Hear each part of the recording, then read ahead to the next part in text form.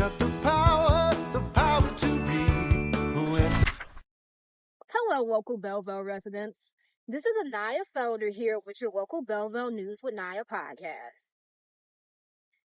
As we all know, this month, March, is Reading Month. But did you know that both public and private schools in our state of Michigan are severely lacking full-time librarians? Yes, a study came out proving that only 9% of our schools has a full-time librarian on site in education institutes. In an effort to combat this, last September, State Rep Tim Kelly proposed Senate Bill HB4922. This bill, if passed, would change the requirements and level of education needed for employees to become full-time librarians at our schools. However, many of librarians within our district here in Belleville and other districts throughout Michigan feel this is not a proper solution to the problem. And a few of them are here to speak with us now. In short, this bill, if passed, would disband the requirement for an employee to have to receive higher than a teaching certificate or degree to become a certified district librarian. Mr. Richards, would you say Michigan has become one of the worst states in the nation over the past 15 years when it comes to full-time employment of school librarians?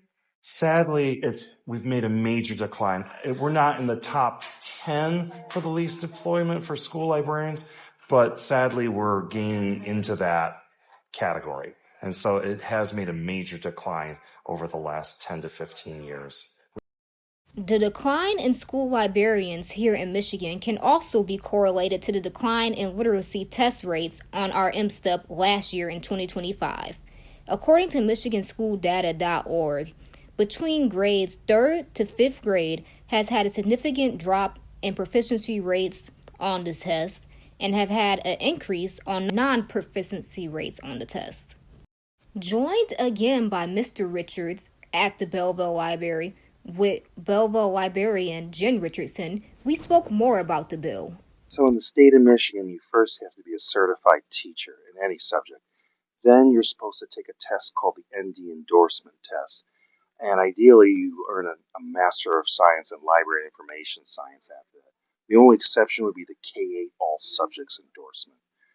My experience was I started as a history teacher, and then over time, over about a 4-year period of time, I earned my ND endorsement and then my master's in library science.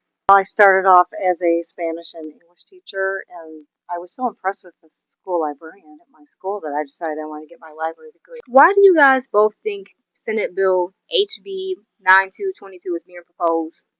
You know, I think there's a couple of suspect reasons. I mean, there is a need, at least the state government realizes after like a 15 plus year decline that we really need some school librarians, and they realize there's not enough people going back to school to earn this degree. I think people that don't understand education and don't understand libraries or school libraries are trying to solve a problem that they don't really understand. And if this bill passes, how do you guys both think it will affect not only public school librarians, but students' education as well? If you have anybody just say, oh, okay, I'm a librarian today because the state law now permits me to, that's really opening a Pandora's box. That because, you know, if you take the next level up to study to become a librarian, even in a school, you're also not just working on things like classroom management. Now you're looking at things like how do you develop your library collection, budgeting, programming, and you want to gear it towards what the school and the students need on the curriculum. I mean, it's all about collaborating. What steps as librarians do you guys want to take to try to prevent HB9222 from passing? Just trying to get the message out about what school libraries are and how important they are. And they're a lot more than what people think.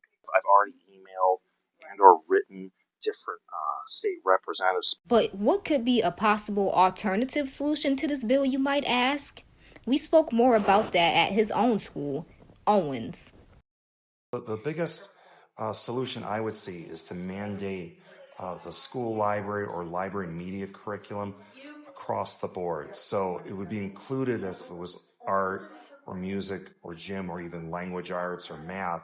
It would be mandated, meaning that by state law, it would have to be required in every school across the state. And the thing that would need to be worked out is the funding for it. That is the biggest key. And do you see a bill like this being proposed in the near future? Maybe not in the near future. I would hope that within the next 2 years, like a compromise could be made to allow for such a mandate.